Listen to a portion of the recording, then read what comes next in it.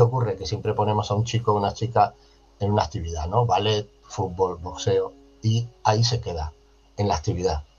Pero ahí se están trabajando muchos valores. Lo que pasa es que no se le está dando la importancia que tienen esos valores.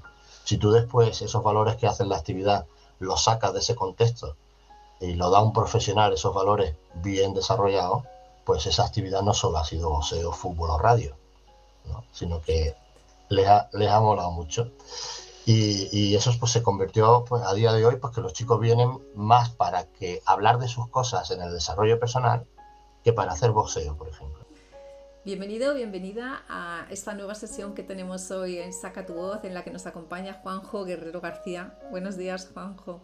¿Cómo Hola, estás? buenos días, Cristian. Muy Bienvenido, bien. muchas gracias por estar aquí con nosotros. Gracias a vosotras, a ti, Muchas por gracias. invitarme.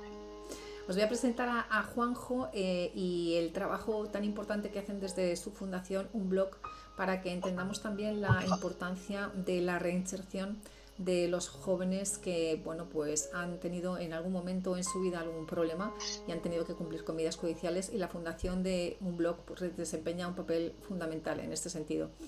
Juanjo es educador social colegiado y mediador en los ámbitos educativo, familiar y penal, registrado en el Ministerio del Interior. Él ha desarrollado su carrera profesional como educador en centros de protección de menores desde 1998 y lo ha estado compaginando desde 2001 con la labor de educador y posteriormente director en centros de ejecución en medidas judiciales, así como también educador en un piso para mujeres madres víctimas de trata y solicitantes de protección internacional. Y desde 2021 él está ocupando el cargo de director general de la Fundación Un Blog, que está dedicada a la protección, a la reinserción y a la atención del menor. Entonces, Juanjo, pues yo creo que mi primera pregunta no puede ser otra que, bueno, con toda la trayectoria no tan amplia que tienes bueno, pues en todos los contextos que he ido mencionando, ¿no? Educativo, familiar, penal y en situaciones de alta complejidad, ¿qué es lo que te ha llevado, ¿no? Desde toda tu experiencia a fundar un blog? Bueno, pues sí que, pues como a casi todos nos pasa, lo que nosotros en su día pensábamos cuando éramos jóvenes, ¿no? A lo que nos íbamos a dedicar, pues después pues da un giro importante, ¿no? Yo en principio estudié farmacia, Amigo. no tenía nada que ver con la educación. Y bueno, pues me mudé de ciudad, ¿no? Yo soy de Ceuta y me vine a Guadalajara, aquí cerca de Madrid. Y bueno, iba a montar una parafarmacia herbolario eh, como salida profesional.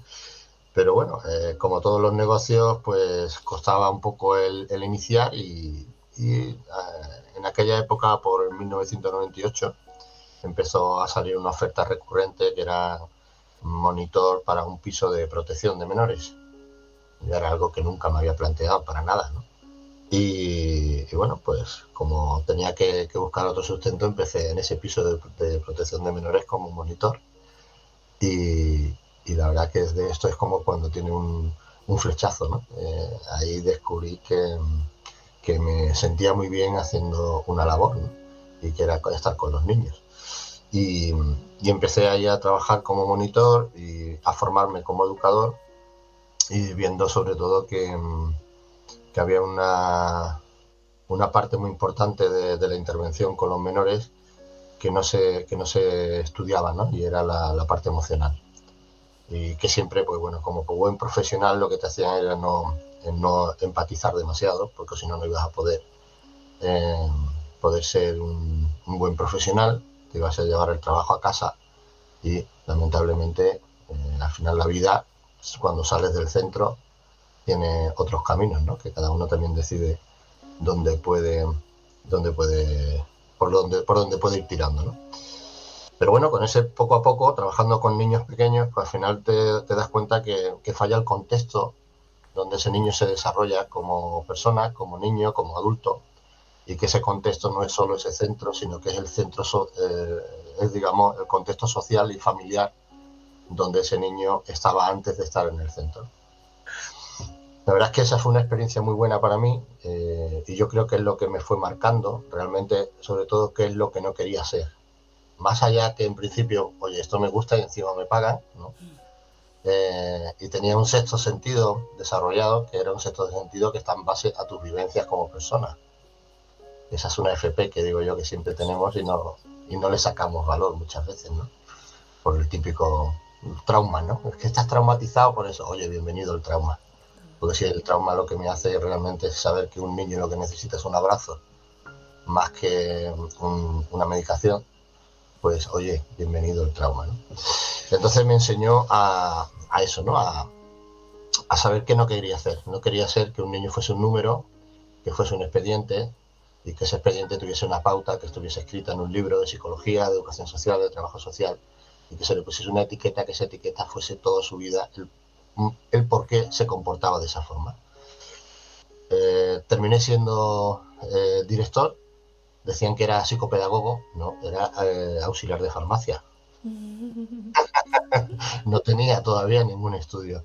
Lo que pasa es que, claro, al ver los logros que se fueron realizando en ese centro de menores, en el cual había motines y todo, porque era un centro donde eran menores que estaban en situación de protección, la comunidad tenía la guarda de estos chicos y chicas, y había niños desde 3 meses hasta 17 años. Muchos de ellos ya empezaban a venir niños de otros países que venían, que eran menores extranjeros no acompañados, y había situaciones que eran, pues bueno, de una casa en la que los niños son muy rebeldes, ¿no? Pero muchas veces porque los padres no estaban ausentes, lo único que querían era la tranquilidad. Nosotros en nuestro caso éramos sus padres, ¿no? Sus tutores, que teníamos la guarda. Y ahí empecé a generar una nueva metodología sin ser consciente de dónde iba a terminar, ¿no? Pues empecé pues a subir a los niños en lugar de decir, oye, a las 9 todo el mundo acostado, pues nos vamos subiendo la escalerita, agarrados uno detrás de otro, cantando Plátano Badú, que era el libro de la selva. Entonces, contándole un cuento a los más pequeñitos, mientras que se quedaban dormidos, los adultos se tenían que quedar, los más adultos, o sea, los de 13, 14, 15, 16, 17, en silencio, y después contaba chistes con ellos, ¿no? Y así se quedaba todo el mundo dormido. Y, y eso no venía en ningún libro, ¿no? Eso era darle un cierto apego, ¿no? A los chavales que te consideraran porque eran una referencia. Y eso hizo que los chicos, las chicas, pues tuviesen un comportamiento genial, fuesen un grupo, se sintiesen acompañados y funcionara. Y para los directores de aquella asociación, pues decían que yo era psicopedagogo. No era psicopedagogo, estaba siendo una persona que estaba entendiendo el acompañamiento a estos chicos de otra forma, ¿no? Ahí llegó un momento en el que, lógicamente, como todas las entidades, pues se pierden los contratos públicos y a 31 de diciembre hubo que decirle a los niños que nos íbamos y entraba otra ONG que había conseguido el contrato, la subvención. Y ahí me quedé yo traumatizado, sí, de verdad, porque le tuve que decir a un niño que me iba y el niño entendía que me iba de vacaciones y no que me iba de su vida. Y cuando es una niña de 6 años eso afecta.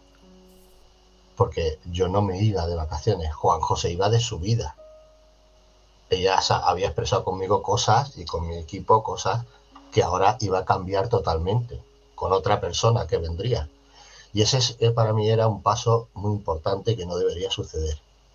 Si realmente vamos a proteger a los menores, eso no puede suceder. A ti no te pueden cambiar de padre y de madre cada año porque hay una subvención pública. Y eso sucede a día de hoy. Sigue sucediendo. Entonces eso lo pasé mal porque lógicamente pues, no podía dormir, se me venía en la cabeza Sonia, Angelito, eran niños, ¿no? Pequeñitos de 4, 6, 7. Y entonces yo cogí y presenté una carta de dimisión a la entidad, le dije, oye, pues mira, pues si yo me voy de este centro, yo no quiero seguir trabajando en este sector porque no es verdad, estos niños no son unos yogures, me acuerdo que le dije, que estos son personas, entonces no podemos dejarles sin ese arraigo, ya bastante tienen que perdieron de sus padres. Y, perdón, y entonces me salió una oferta para trabajar en centros de ejecución de medidas judiciales, porque salió la ley de responsabilidad penal del menor en el 2000, y en 2001, perdón, empecé a trabajar en un centro de ejecución de medidas judiciales, que es una prisión para menores desde 14 a 24 años que han cometido un delito siendo menor de edad.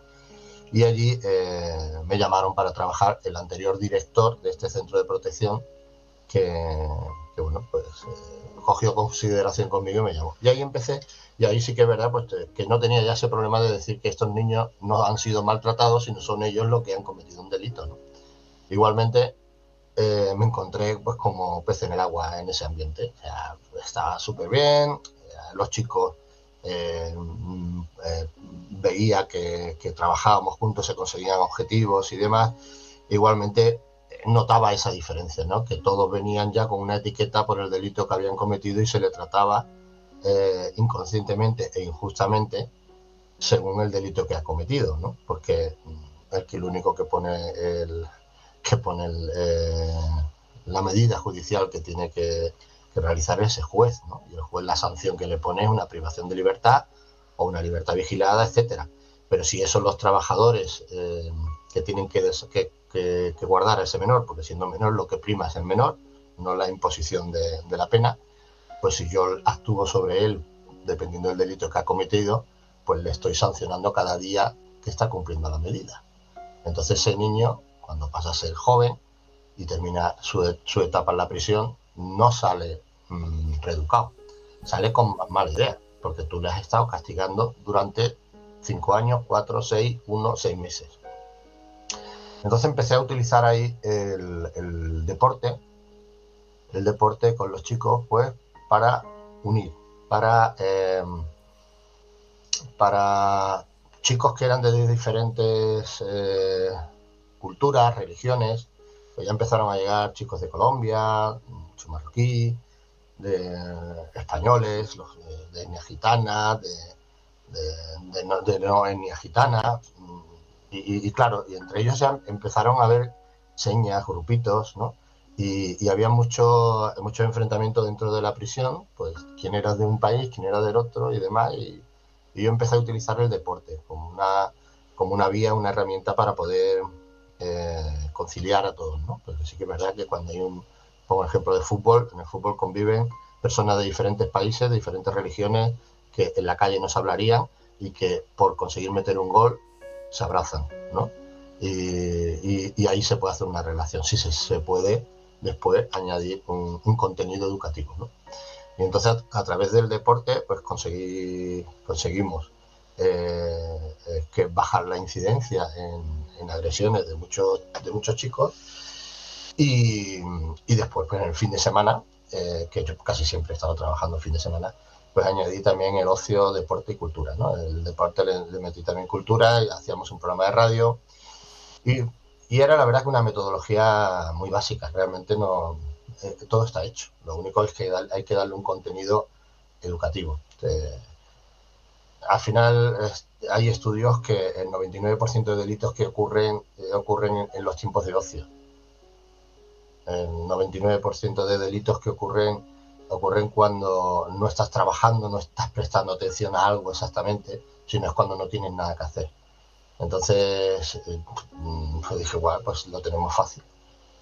Tenemos todas las tardes de ocio, todas las tardes vamos a hacer entrenamientos para después hacer partidos, hacemos una liga de fútbol, una de baloncesto, hacemos un periódico que era como el Marca, hacemos en el programa de radio, se van a radiar los partidos para los que estén sancionados, tengan envidia en querer salir y esa envidia se convierte en un buen comportamiento de la semana y fue un éxito, ¿no? Fue un éxito y ahí nació lo que hoy hacemos en prisiones de adultos y lo que hoy hacemos en municipios con adolescentes, con jóvenes que están en una situación de vulnerabilidad o preconflicto y hoy en día pues ya nos han también concedido una subvención para trabajar también con aquellos menores no imputables que han cometido un delito. Y nuestra metodología es la intervención a través del ocio, deporte y cultura. El ocio, deporte y cultura, esas actividades son un acicate motivacional para que el menor quiera participar en la actividad. Esa actividad es ociosa para él, pero a la vez va acompañada con un desarrollo personal que da un personal educativo. Porque un psicólogo, una trabajadora social, un pedagogo que hace el desarrollo personal añadido a la actividad deportiva. Y ese es el secreto, pero ese secreto no es una fórmula que hayamos inventado, eso es lo que ha existido siempre. ¿Qué ocurre? Que siempre ponemos a un chico o una chica en una actividad, ¿no? Ballet, fútbol, boxeo, y ahí se queda, en la actividad. Pero ahí se están trabajando muchos valores, lo que pasa es que no se le está dando la importancia que tienen esos valores. Si tú después esos valores que hacen la actividad los sacas de ese contexto y lo da un profesional, esos valores bien desarrollados, pues esa actividad no solo ha sido boxeo, fútbol o radio, ¿no? Sino que les ha molado mucho. Y eso pues se convirtió pues, a día de hoy pues que los chicos vienen más para que hablar de sus cosas en el desarrollo personal que para hacer boxeo, por ejemplo. Qué bueno. Pues nuestro boxeo es mentira, nuestro boxeo es coaching box, es boxeo sin contacto. O sea, ellos se ponen las vendas, los guantes y le pegan al saco y se creen Rocky. Le ponemos la música de Rocky y ya está. Aquí estamos todos súper bien. A mí lo que me ha impresionado de esto es que hay 2 prisiones que han considerado que el boxeo llevado por nosotros podía desarrollarse y lo estamos haciendo en Meco y en Ocaña, ¿no? También en Aranjuez estamos haciendo también la intervención a través de deporte y ahora en Valdemoro también nos han solicitado, ya llevamos 4 sesiones con chicos de alta seguridad, todos jóvenes, hasta 28 años como mucho, y que tienen un comportamiento muy negativo dentro de la prisión. Hablamos de prisión ya de adultos. Y el funcionamiento es excelente. O sea, ayer vinieron 16, por ponerte un ejemplo, de ellos 14 marroquíes que están en Ramadán y estuvimos hablando sobre la gestión de emociones. Descubrieron una palabra nueva, todos, que era el cognitivo, que pensaban que era un jugador del Atleti, Qué y gracioso. descubrieron el cognitivo, estuvimos hablando sobre el cognitivo, la importancia, ¿no? Del pensamiento, de la conducta, de la emoción, de como muchas veces, bueno, les pusimos una prueba, y voy con mi compañero Sergio, y le pusimos una prueba que era en un folio dibujar las emociones, y el 90% dibujaban 2 emociones, alegría y tristeza. Esas son las únicas que había. Y claro, estuvimos trabajando todas las emociones, el cómo gestionarlas, porque el que no hay que reprimirlas, y eso es algo que parece que es muy básico, y es que muchas veces en este sector utilizamos un lenguaje muy técnico Ujú, cuando hablamos con niños y no nos entienden. ujú. Pero no nos vamos a enterar que no nos entienden. Ellos van a decir que sí, pero no nos entienden. Porque nosotros utilizamos un lenguaje de adulto. Y aquí es muy importante que el técnico baje el nivel y que no quiera quedar muy bien con palabras técnicas, sino que utilices palabras que el chico entienda, ¿no? Y para eso hay que perder mucho tiempo, pero al final es tiempo ganado, porque yo lo que quiero es que aprenda una palabra, no que se aprenda toda la presentación que me ha costado un mes a lo mejor hacerla. Con que se aprenda una palabra ya terminaremos aprendiéndonos más, pero la verdad es que a mí me encanta lo que hacemos, ¿eh? A mí ya lo sabes, que cada vez que hablo contigo, bueno, me llega el alma y además es que no puedo ya darte más veces la enhorabuena por el proyecto, por la importancia de lo que hacéis, pero a mí de todo lo que has dicho, mira, y por lo que ya te voy conociendo, es que es verdad, ¿no? O sea, que son herramientas que a mí me parecen valiosísimas, ¿no? Todas las que has ido mencionando, pero yo creo que hay un primer paso, ¿no? Y es la capacidad que tienes tú de ponerte en su lugar y de darles una mirada de no juicio y de te escucho, no solo te escucho, sino que te puedo comprender, lo que hemos dicho muchas veces tú y yo, ¿no? Una cosa es que yo no justifique lo que has hecho y otra cosa es que yo no sea capaz de ver que eres una persona, ¿no? Ni más ni menos como yo, y de entender, ¿no? O sea, qué puede haber dentro de ti y de mirarte con otros ojos. Entonces, ya solamente yo creo que recibir, ¿no? Esa mirada de ti ya les hace entrar en un estado de comunicación contigo que no se genera con otras personas, contigo, con tu equipo. Pero si es que además luego eres capaz de utilizar herramientas tan importantes como es el deporte, que es que no nos damos cuenta de cuánta información tiene nuestro cuerpo que no somos capaces de entender, ¿no? Ni de darle un sentido. Y nuestro cuerpo, cuando le das deporte, consigue desfogarse, o sea, consigue todo eso, ¿no? Que no somos capaces, ¿no? De traer, como dices, al cognitivo, encuentra una salida. Entonces, claro, si tú además de darle esa salida al cuerpo de ellos, encima luego coges eso y lo que tú dices, haces coaching, ¿no? O sea, es que realmente es como, ok, o sea, vamos a darle una vuelta, ¿no? A todo lo que hemos estado trabajando aquí. Es una manera tan indirecta, me parece tan bonita, de no entrar en yo te cuento lo que me pasó ni hablo de mi historia. No, no, no, es indirectamente, vamos a poner sobre la mesa y vamos a empezar a identificar, a nombrar, a comprender, a ordenar, ¿no? Dentro de nosotros esas emociones. Es que es un trabajo tan valioso que no me extraña que consigáis, pues eso, o sea, y tengáis en cada vez más lugares gente que siente un cambio, ¿no? con vosotros que, pues eso, que nunca nadie antes le había dado la oportunidad, ¿no? Ni nunca ellos probablemente dentro de ellos mismos pensaron que pudieran llegar a, ¿no? O sea, a ser valorados así, ni a evolucionar ellos mismos dentro de ellos así, ¿no? Entonces me parece realmente, ya digo, pues valioso lo que hacéis, me parece, vamos, una oportunidad para ellos.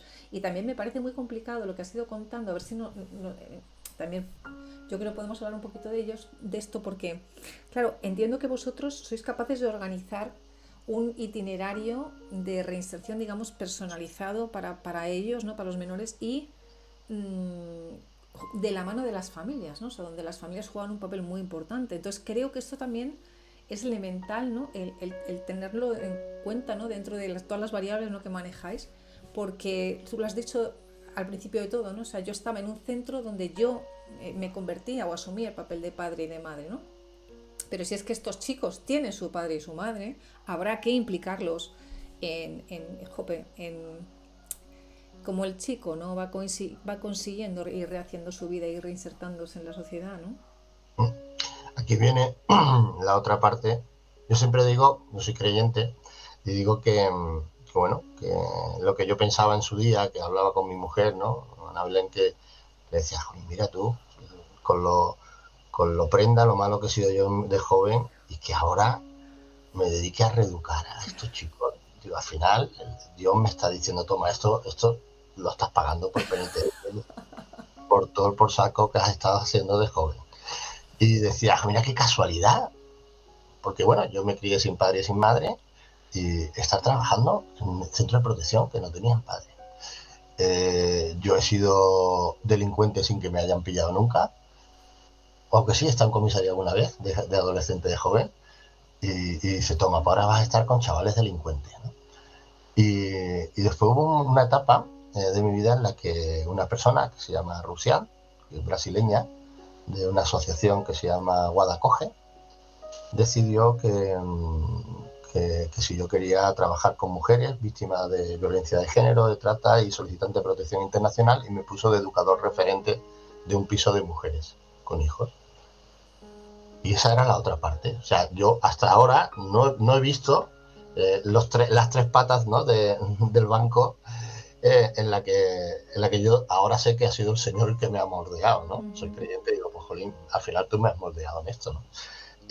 Trabajar con mujeres víctimas de trata, solicitantes de protección internacional y demás, fue lo que me cambió ya como hombre. No como persona, sino como hombre, ¿no?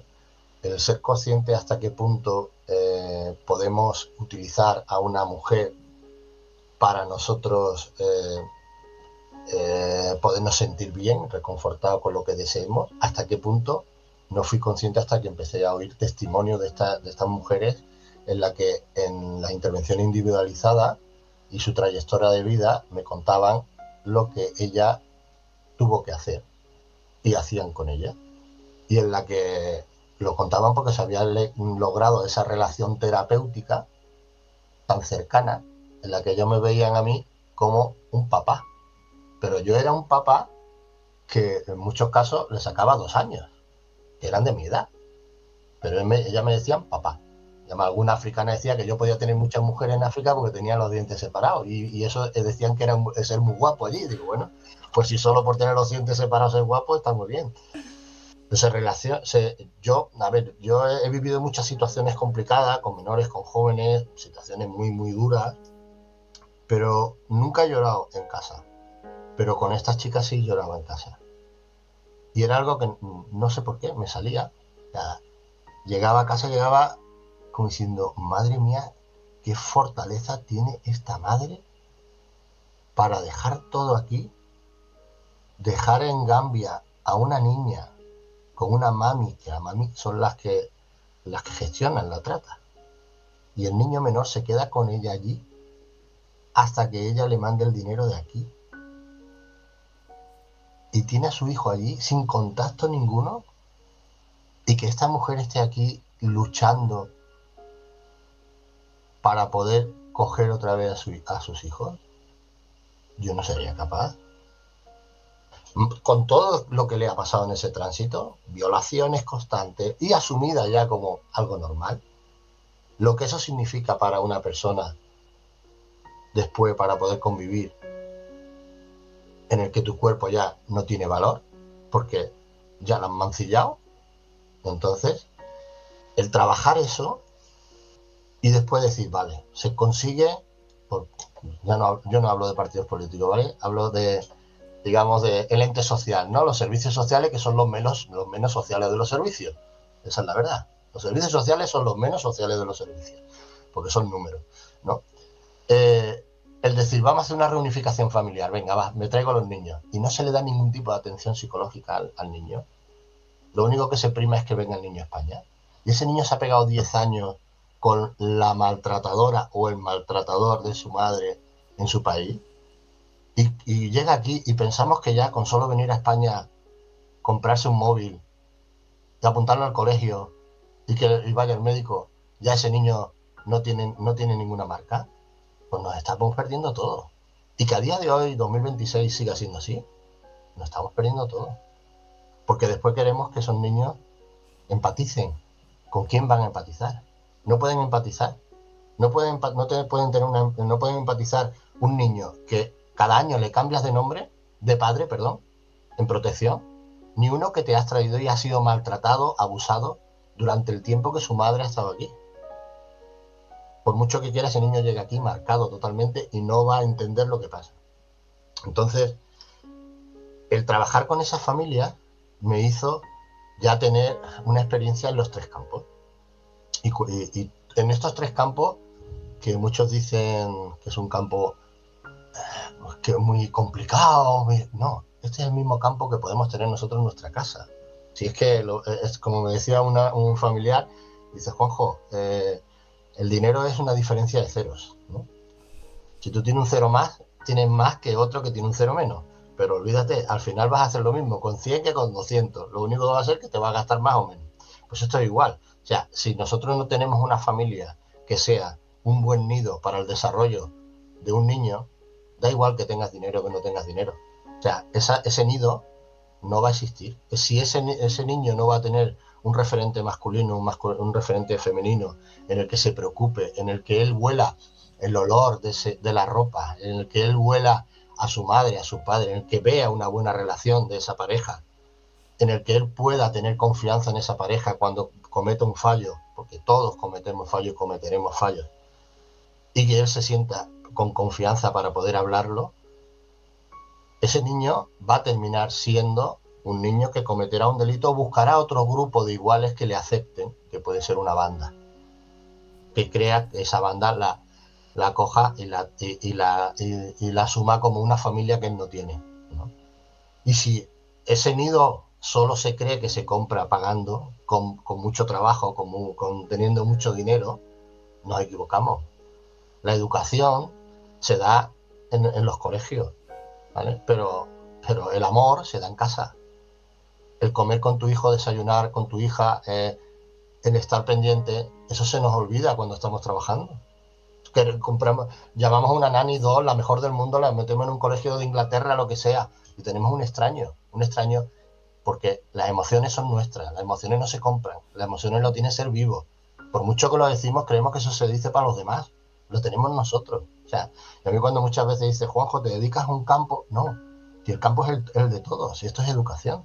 La educación es el arma más poderosa del mundo, está claro. O sea, si es que no va más. A mí me encanta Punset, yo descubrí a Punset muy tarde, porque estudié psicología muy tarde, pero yo creo que fue en el mejor momento, porque yo hasta entonces decía, este tío hablando catalán, no lo entiendo de nada, y después cuando estuve estudiando psicología digo, madre mía, lo de que los niños estudien habilidades sociales desde pequeñitos, en lugar de matemáticas, es que eso tenía que estar metido en la ONU, eso tenía que estar metido en una organización internacional para que todos los niños tuviesen la obligación de hacer eso, y eso nos lo quitamos nosotros como pequeños, desde pequeños. Queremos ser computadoras, queremos tener, pues igual, el fútbol para ganar. Y el que no sabe jugar a fútbol no juega, no puede, no tiene la oportunidad porque no gana. Porque después hay grandes entidades, Barcelona, la Fundación Barcelona, Fundación Atlético de Madrid, Real Madrid, pero ¿qué vendéis si después no va a jugar nadie? Porque lo que necesitáis es ganar. Aquí no es ganar, aquí no se trata que otro pierda, aquí se trata es disfrutar haciendo algo bonito. Y eso se perdió hace mucho tiempo. Entonces, bueno, a mí me encanta lo que hago, doy gracias a Dios constantemente, sobre todo por haber encontrado personas que lo que yo pensaba en su día hayan podido hacerlo realidad a través de donaciones, ¿no? Y de aportación para tener una independencia. Esto va igual, o sea, para nosotros poder haber salido así a pecho descubierto y que yo pueda decir las cosas como las digo, sin miedo a que me quiten una subvención, es precisamente por eso, ¿no? Porque hay personas que han creído en el proyecto y porque lo han tomado como algo suyo y han dicho, jolín, es que esto me pasa a mí con mis hijos y yo soy abogado y tengo mucho dinero y me pasa a mí con mis hijos, que esto no es tampoco solo, es con una clase social, ¿no? Para tipificar. Entonces, ¿nosotros qué hacemos? Pues lo que hacemos es trabajamos con herramientas que promueven la resiliencia, la autorregulación emocional y la adquisición de competencias socioemocionales, sobre todo para trabajar en la educación emocional, con talleres, habilidades sociales, con estos chicos, con las chicas, con las familias, porque a las familias las tenemos que incluir. Y es los que todo el mundo dice, es que la familia no va, claro que no va, claro, pero es que esto es como en la guerra. Yo, perdóname, soy muy... El acento andaluz, sobre eso me sale cuando hablo de estas cosas, ¿no? En la guerra tú no coges y dices, espera, no vale echar arena en los ojos. No, en la guerra vale todo. Te puedo echar arena en los ojos y pegarte 2 puñetazos, ¿no? Pues aquí igual. Aquí tú tienes que hacerle un chantaje a esa madre y a ese padre para que venga. Es que si no, no viene, se queda en su casa. Pero lo más importante es que venga y vuelva a coger otra vez la red, la cuerda de la educación de sus hijos. Que la educación de sus hijos no es que tenga el mejor móvil ni una Nike y que el niño se quede callado, ¿no?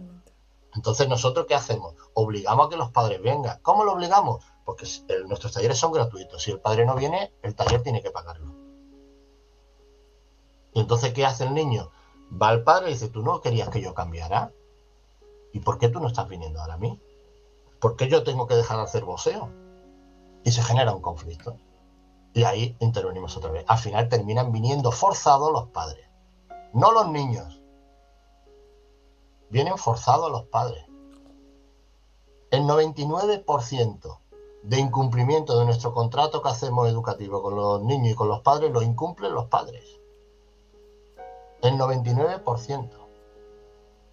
Pero nos hemos acostumbrado a decir que el malo es el niño. El malo es el joven. El joven está demostrando de una forma distorsionada con las herramientas que él tiene que se siente mal. Y eso va creciendo. O sea, al final empieza, pues, mamá, mira lo que he hecho. Y tú llegas a casa y dices, ay, pero espera, es que tengo cosas que hacer. Un pequeñito detalle. 3, 4, 5, y eso lo hacemos todos, ¿eh? Después, ¿vamos a ir hoy a tal sitio? No, hoy tengo cosas que hacer, que tengo trabajo que hacer. Mamá y papá discutiendo, la niña escuchando, o el niño. Después, en el cole ha tenido una situación mal, llega a casa triste, callada.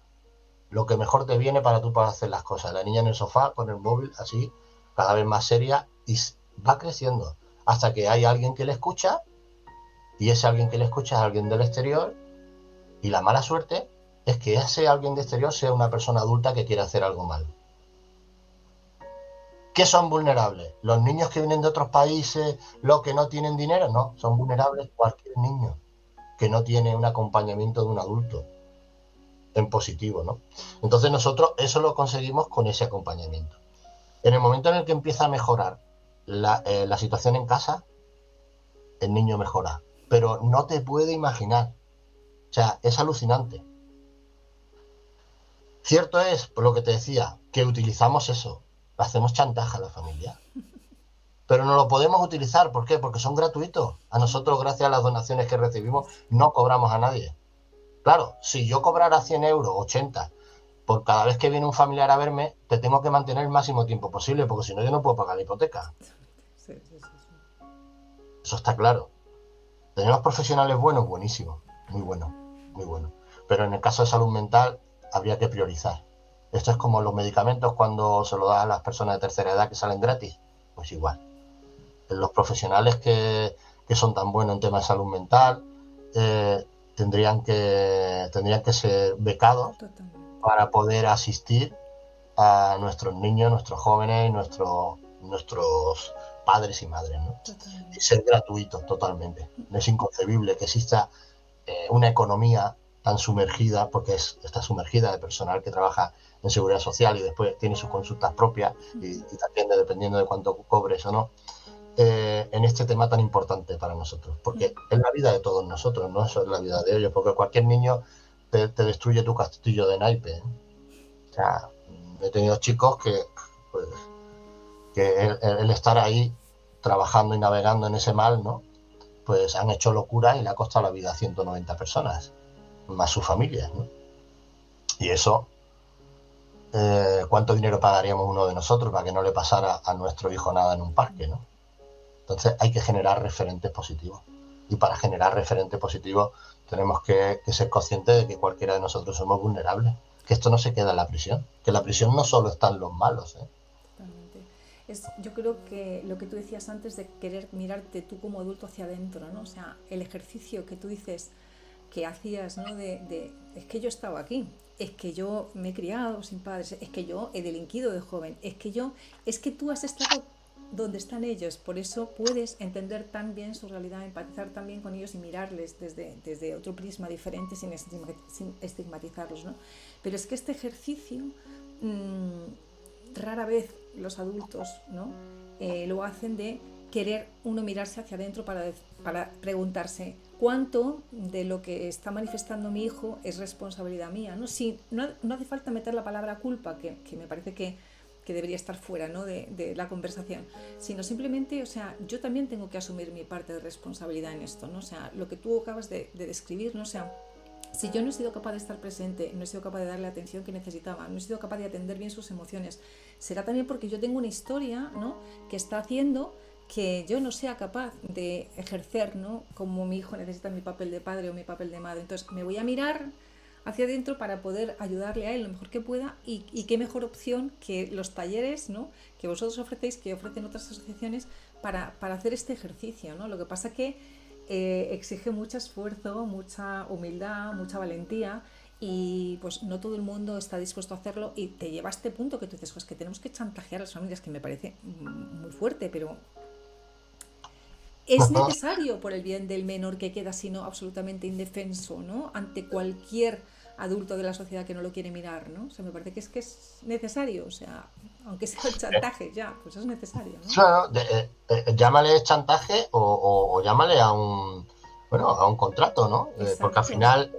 al final en todo existe una contraprestación, ¿no? O sea, si tú quieres que tu hijo pueda ser atendido y tu hijo te pide que le acompañe en Exacto. algunas actividades, tendrás que acompañarle. Igual que tú quieres que yo sancione a tu hijo cuando él coge y se salta una norma, pues habrá que sancionarte a ti cuando tú te saltas otra, o no. O tú como padre no tienes que tener sanción. Pues claro que sí. Si es que a lo mejor el que está haciendo mal las cosas eres tú, porque no te pones de acuerdo con tu mujer para poder aplicar una sanción que le pones a tu hijo, porque tu mujer tiene que esperar a que tú vengas porque tú eres el que tiene la autoridad, o a la inversa. Es que hay un montón de pautas que como padres no sabemos, porque yo me compro un móvil y tengo 10 libros de instrucciones, pero tengo un hijo, y empezando por el cordón umbilical, que creo que se va a desangrar el primer día que me lo dan con eso, digo, madre mía, ¿esto qué es? Y no viene una enfermera. Pues a partir de ahí, la educación de los niños va en base de lo que tú quieras y con quien tú quieras. Y políticamente lo que se dé en el colegio. Cada año van cambiando el sistema educativo, que es alucinante. Entonces, pues todo eso influye en un niño que conforme va pasando el tiempo, se va dando cuenta de que, espérate, que si yo hago algo mal, Dios no me castiga. Y yo en Reyes, fíjate, desde cuándo empezamos a aprender nosotros a sancionar a los niños en lugar de aprobarles las conductas buenas, que es desde los Reyes Magos le damos carbón al que se porta mal. En lugar de cogerse, quitar el carbón y decir, oye, te has portado muy bien, te voy a regalar más cosas, te voy a potenciar lo positivo. No, ya existe el carbón desde pequeño, desde que nace. Lo maquillamos con que sea dulce, pero ya existe el carbón por el pecado, desde pequeñito, y eso lo tenemos todo asumido. Desde esa parte tenemos que ser conscientes que estamos enseñándole ya el mal a los niños, ¿no? En ese aspecto, y que lo que había que premiar precisamente es el esfuerzo, el compañerismo, la asertividad, el que seas capaz de poder ayudar a otra persona, la ayuda más que la competitividad. Entonces hay chicos que lo viven, hay padres que se dan cuenta y que en el momento que se dan cuenta, como me pasa a mí, porque yo peco constantemente, porque es así, esto es educativo, lo he vivido, entonces como lo has vivido lo vas a repetir sin darte cuenta, el heurístico que se llama, lo tienes, entonces por ahorrar tiempo de pensamiento, actúas, ¿no? Y ahí viene también el reforzamiento vicario, ¿no? Pues igual, por lo que has visto que ha dado resultado, lo repitas, sabiendo que está mal, ¿no? Pues todo eso va en la conducta del niño. Entonces, ¿qué hacemos nosotros? Nosotros primero hacemos un diagnóstico inicial cuando nos vienen, ¿no? A nosotros nos viene siempre, o bien la madre o el padre, te trae al niño y dice, toma, aquí te dejo al niño que tiene un problema que no vea. Y ahí el primer choque que le decimos, espérate, el niño no tiene un problema. Todos formamos parte de la solución. El niño no tiene un problema. El niño está manifestando un problema. Es diferente a que el niño tiene un problema. Y ahí el niño dice, oh, este me gusta. Porque aquí toda la familia dice que soy el malo, claro, en todas las reuniones familiares. ¿Cómo va Antonio? Luis, muy bien. Y este dice, ahí lo tenemos. Ahí lo tenemos, que le han quedado 7, le han quedado 5, está con los amiguitos. Eso existe en todas las casas. Entonces, cuando nosotros le atendemos y decimos, no, que tú no tienes ningún problema. Tú estás manifestando un problema de una forma en la que no estás guay, pero vamos a tocar todos los palos. Y tu padre y tu madre van al psicólogo ahora. Y tú te vienes con nosotros a hacer deporte. Los que van al psicólogo son los padres. A nosotros los niños hacen con nosotros las actividades. Y a los padres le vamos induciendo herramientas para poder intervenir con sus hijos, porque esos padres no tienen esas herramientas. Y ahí descubrimos que hay infidelidades, que hay parejas rotas hace tiempo, que hay un montón de historias que no son conscientes que el niño se está enterando desde hace un montón de años. Y que el niño no se lo va a decir porque le da vergüenza decírselo. Y ahí se va dando cuenta de que, jolín, macho, ¿esto lo sabe mi hijo? Sí. Y entonces a lo mejor se dan cuenta de que su hijo se ha intentado quitar la vida hace un montón de tiempo y ellos no lo sabían. Y por eso empezó a engordar. Entonces se hace otra vez el vínculo y se genera un vínculo tan bueno que al final lo que ocurre es que esos padres quieren ser voluntarios de la fundación. Wow. Y son voluntarios de la fundación. Qué bueno. Entonces nosotros hacemos el diagnóstico inicial, donde ahí hacemos esto, y después diseñamos un plan educativo y socioemocional. Okay. Para nosotros es fundamental la gestión de emociones, porque al final es lo que nos hace perder los papeles, ¿no? En el plan educativo, precisamente lo que siempre iniciamos es con actividades que ocupen ese ocio no constructivo. Después hacemos un acompañamiento continuo, porque ese niño va a estar viniendo diariamente a hacer nuestras actividades. Tenemos actividades deportivas, como puede ser fútbol, boxeo, que es boxeo sin contacto. Después tenemos actividades artísticas, como puede ser teatro, música, un taller de radio, en el que el taller de radio, fíjate, si es que la herramienta la tenemos, si tenemos todo, lo que pasa es que hay que darle, te tiene que gustar lo que hacen, ¿no? En el taller de radio, ¿qué hace un programa de radio? Un programa de radio se informa sobre un tema, lo trabajan y después salen y lo ponen públicamente cuando se hace la emisión. ¿Qué hacemos nosotros? Pues tenemos un grupo de chicos, que son estos chicos que llegan y dicen, tiene un problema, vente, te vienes con nosotros al taller de radio. Vamos a hablar sobre la rabia, ¿vale? Entonces, hay uno que se va a hacer entrevista en el colegio con su móvil y un aparatito para hacer entrevistas a sus profes y amigos sobre, para ti, ¿qué es la rabia? ¿Vale? Okay. Hay otro que se encarga de buscar en internet contenido sobre la rabia. Hay otro que pregunta a un profesional, psicólogo o terapeuta sobre qué es la rabia. Y hay otro que gestiona los mandos de la emisora de radio. Okay. Lo vamos trabajando durante la semana. Y el miércoles se emite en directo en Radio de Arrebato. Y tenemos un Spotify que ellos lo suben. ¿En radio qué? ¿En radio qué? ¿Cómo se llama? Radio Arrebato. Ok. El programa se llama Desbloqueo. Okay. Desbloqueo, que es unblock, ¿vale? Okay. Entonces, ¿qué hemos conseguido con esa tontería? Pues hemos conseguido que 4 días a la semana, 6 chicos que estaban en un parque, que se estaban pasando una botellita, que se estaban pasando un porrito, o que estaban bajando corona o subiendo corona, apología de banda, estén de 4 a 8 de la tarde con una supervisión educativa haciendo un taller en el que encima cognitivamente se están gestionando qué es la rabia, pero sin que se lo diga yo. Él lo está buscando. O sea, es fácil. Claro, es fácil si sabes hacerlo, porque todo esto no es fácil, pero está claro. Esa idea la podemos tener. Aquí, ¿con qué contamos? Con un equipo buenísimo. Contamos con un montón de personas con un montón de heridas que han sido sanadas. Para nosotros es fundamental que nuestro equipo sepa entender pues lo que yo he sabido entender, ¿no? Sin ser necesario de haber pasado por todo, porque muchas veces no es necesario, lógicamente, pero sí que lo sepan entender, ¿no? Sepan entender que cuando un chico te grita, lo que no procede es que tú le grites ni que tú le sanciones. Lo que más le va a derrumbar a él es que tú le hables bajo y le des una oportunidad. Y ahí, el único que puso la mejilla 2 veces, lo crucificaron, nosotros no la podemos poner, pero sí que tenemos que ser conscientes que la imposición del límite no se hace en forma pública, porque entonces se ridiculiza.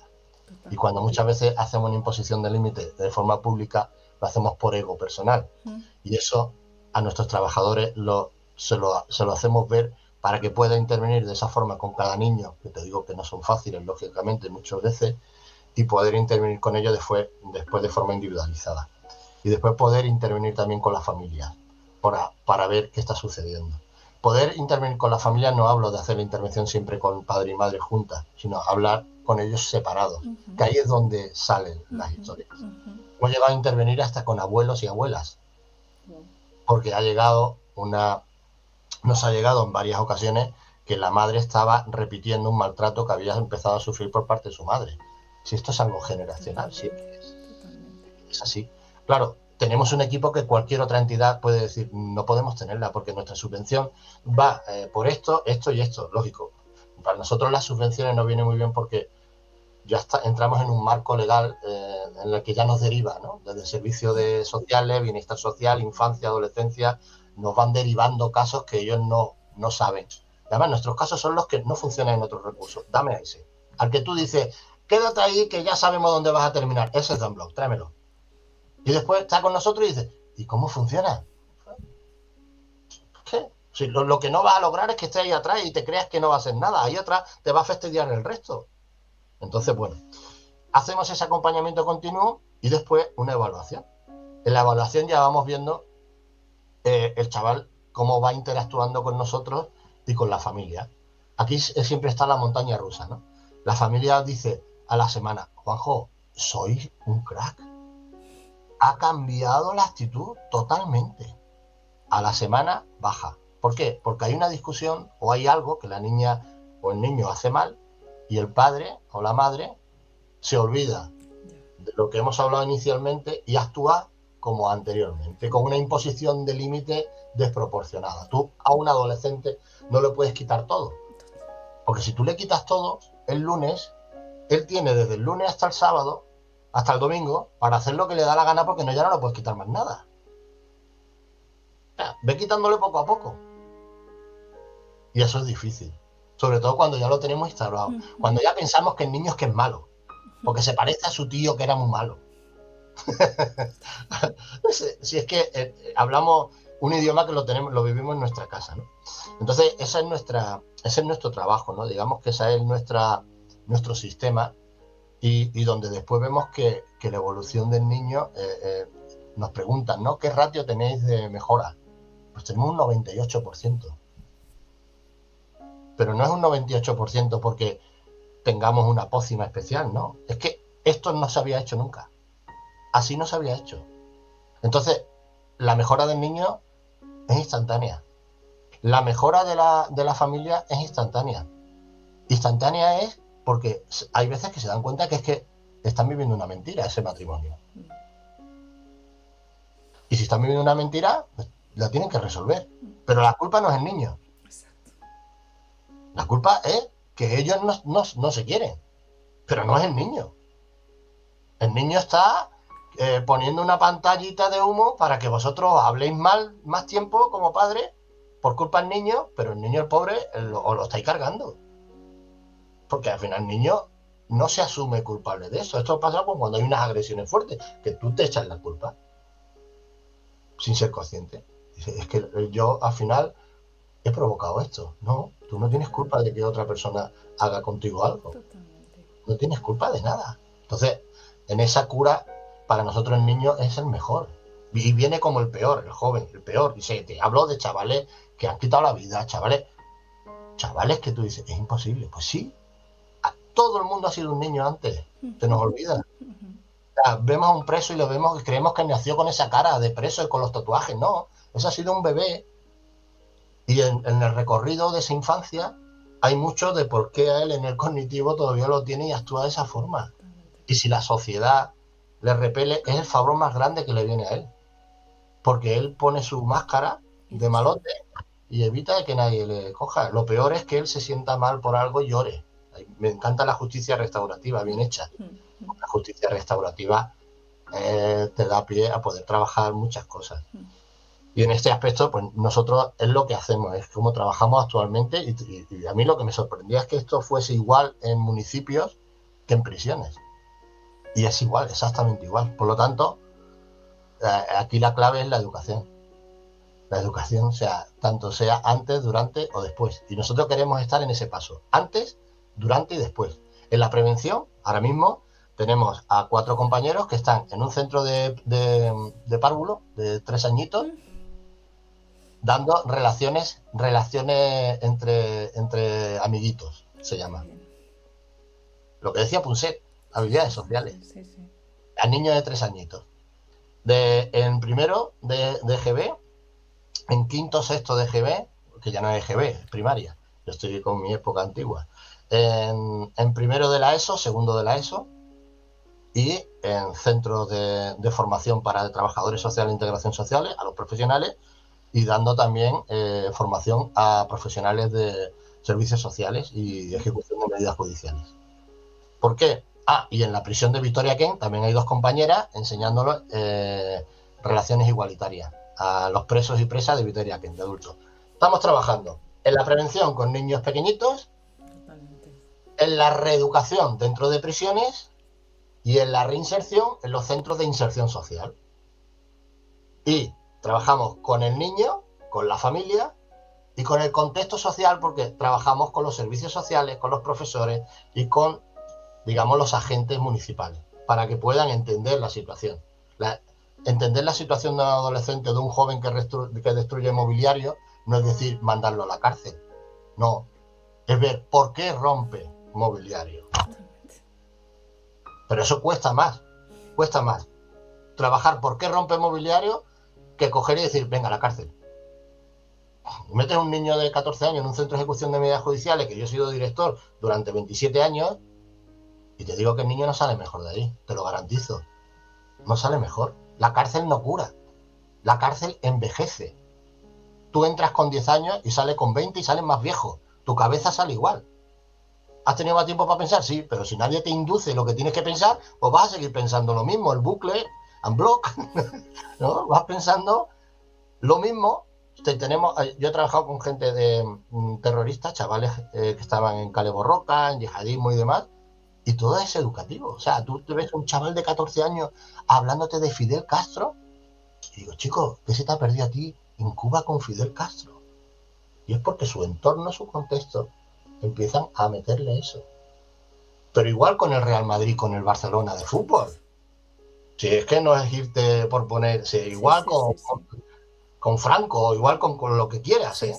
Tú a un niño le induces un pensamiento y ese niño va a reaccionar conforme tú lo seas. Pues entonces es súper importante esa intervención con la familia.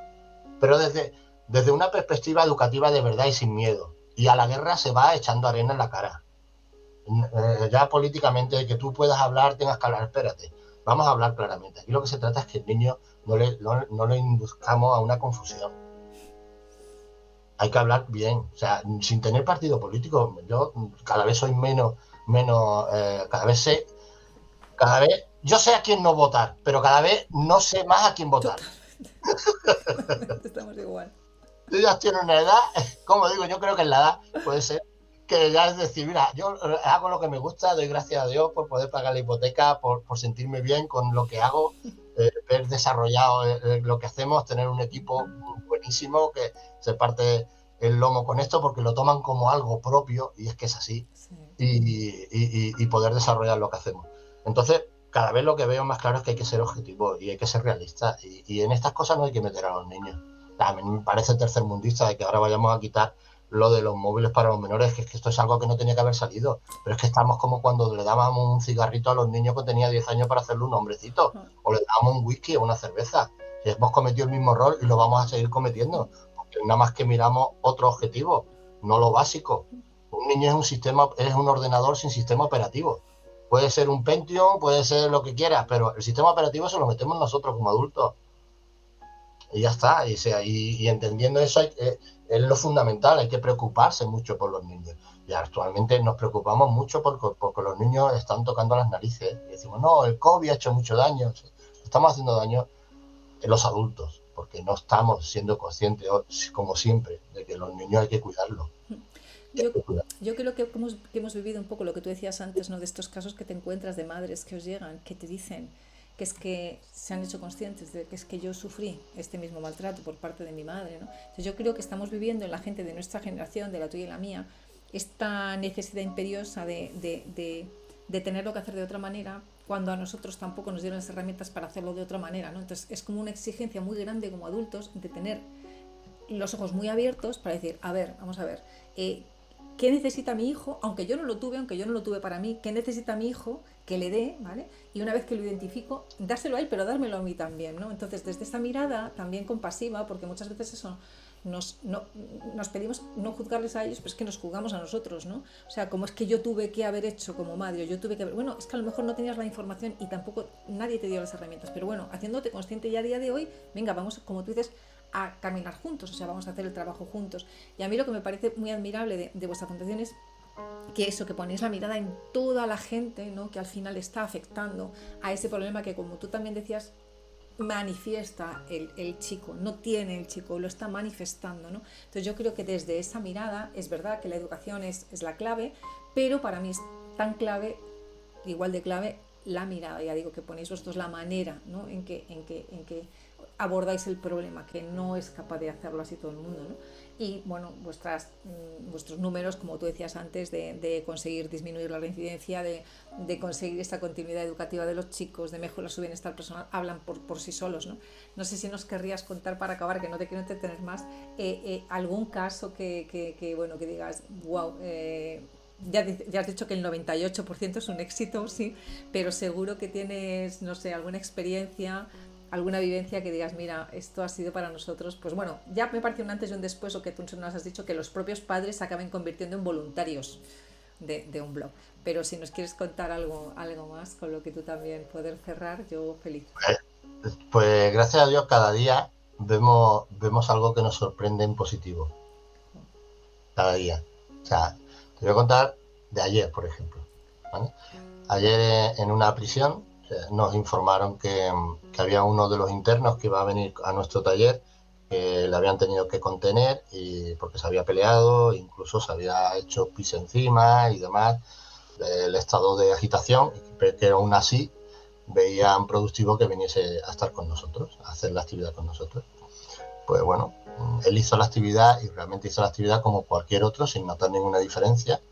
Cuando terminó la actividad, pues le dije, oye, ¿qué tal? Esto, lo otro, y un tío ahí de 2 metros, rompió a llorar como un niño chico conmigo, diciéndome que es que él no era mal niño, que llevaba sin hablar con su madre 20 años, su madre está en Brasil, y que no tenía dinero para hablar con su madre. Y que él lo único que veía es que estaba solo, fíjate, que estaba solo y que lo único que quería era tener a alguien con quien poder hablar, y si fuese su madre, ya con eso daría igual que estuviese preso toda su vida. Eso a mí me impacta porque por mucho que lleves trabajando en prisión y demás, es verdad que yo me siento ahí también pues como pez en el agua y me permito cosas que otros no se permiten porque van con mucho miedo, ¿no? Y que un chico que he hablado con él 2 veces, porque hace 3 semanas que vamos a esa prisión, que es nueva en ese aspecto de intervención, y que se abra así directamente pidiendo el hablar con su madre. Porque a él lo que más le dolía es que al pelearse le bajaron de un módulo donde había una persona que le estaba pagando para poder tener comunicación con su madre. Le llenaba la tarjeta. Entonces ahora no podía. Y que él te lo diga así sabiendo que yo no se lo voy a poder, no se lo voy a pagar. No está haciendo instrumental en ese aspecto, sino que él no sabe, le da una ansiedad grandísima al ver que no puede hablar con su madre. Y a mí me choca eso porque en una persona que ha cometido delitos muy fuertes, el que eche en falta esa llamada de la madre justifica más todavía la importancia que tiene el poder mantener estos lazos en positivo. Totalmente. Porque después madres y padres los hay de todos estilos. Por ser madre o padre, yo digo que lo único que te hace falta es tener un niño. Después el que desarrolla ese rol de padre y madre es quien se preocupa por tu educación. Pero si se puede modificar la conducta de un interno manteniendo una buena relación o haciendo también partícipe a la familia de su internamiento, es algo que vamos a iniciar nosotros ahora y es un experimento. Pero es un experimento al éxito. Si es que mañana, dentro de un año, me preguntaré, oye, ¿cuánto habéis conseguido gracias a hacer esto? Te voy a decir, pues un 98%. ¿Por qué? Porque antes no se hacía. O sea, es que no es lo mismo un tío, un preso que está dando por saco todos los días, que está haciendo contenido engrilletado 12 horas ahí y que nadie se entera y él tiene el parapeto de malo, a que de pronto le diga a la madre, hijo, ¿qué me ha dicho Juanjo? ¿Que has hecho esto? Y después poderlo trabajar bien. Claro, ahí ahora entramos con instituciones penitenciarias para ver cómo se puede hacer, pero es un proyecto al éxito, Desde luego. 100%, 100%, haciéndolo bien. Después vienen las entidades que nacen solo exclusivamente para esto, que después no lo hacen bien, Ujú. contratan a personas que no tienen corazón, que decimos nosotros muchas No. veces. Esto no es un trabajo como el economista, ¿no? Aquí tiene que haber corazón. Y casos como ese, muchísimos. Tenemos también a un chico trabajando, a varios chicos trabajando con nosotros que antes eran usuarios. Uno estaba en prisión, ha estado en prisión muchos años conmigo y ahora es monitor Qué bueno. de la fundación. Y ayer, precisamente, ayer no, antes de ayer, le eché una bronca como se la echaba en prisión. Y él coge y me dijo una cosa que me desmontó. Y me dice, Juanjo, ¿sabes cuántos años he estado intentando darte un abrazo y saber que no te podía tocar porque me grilletaban? Y es que es verdad, cuando tú estás en prisión, un preso no te puede abrazar. Te llama Don, no te llama Juanjo. Te llama Don o Doña, porque no te puede llamar Juanjo. O si no se sanciona. Y si te toca, se le engrilleta y se le sanciona. Porque no se permite ese contacto. No se permite empatizar. Entonces, que un preso que ahora trabaja contigo te diga, he tenido muchas ganas de abrazarte muchas veces, pero no he podido porque tú eras el director. Ahora te doy el abrazo. O sea, con eso Desde luego. te desarma todo, Sí, ¿no? sí, Y sí. dices, Habla por jolín, sí solo. qué tontos estamos, pero al final eso se hace porque somos frágiles, ¿no? Es como decir, vale, no empatizo porque después a la hora de la verdad no sé Sí, cortar. Vale, pues dedícate a otra cosa. sí, por Si no miedo, vale, sí. Sí, claro, sí, sí. dedícate a otra cosa. Sí, sí, sí, sí. Pero Sí, bueno, sí. cambio un montón. O sea, a otra chica tenemos que la madre deseaba que le pillara un coche, que hubiese un accidente. Y hoy está trabajando con nosotros y es la que lleva todo el grupo. Y está con la madre, las dos van juntas a comprar, van a todos lados. Y el 31 de diciembre me venía Juanjo, porque Dios me perdone, pero quiere que le pille un coche. Porque no me puedo hacer con ella. ¿Y ahora qué? Pues. Y la culpa la tenía una abuela. No era. Porque la abuela a la madre le agredía y la madre agredía a la niña sin ser consciente. Cuando le iba a dar un abrazo, la madre le daba un codazo. Y ahí es donde nos dimos cuenta de que había algo que no cuadraba. Pequeños detalles. En esos pequeños detalles. En esos pequeños detalles, pero que sois capaces de generar esos espacios donde la gente se siente segura para expresarse y empezar a sentir que alguien te escucha, ¿no? Que me parece que es el primer paso de todo, ¿no? Ay, de verdad, Juanjo, me encanta poder hablar, que me cuentes de verdad todo lo que hacéis.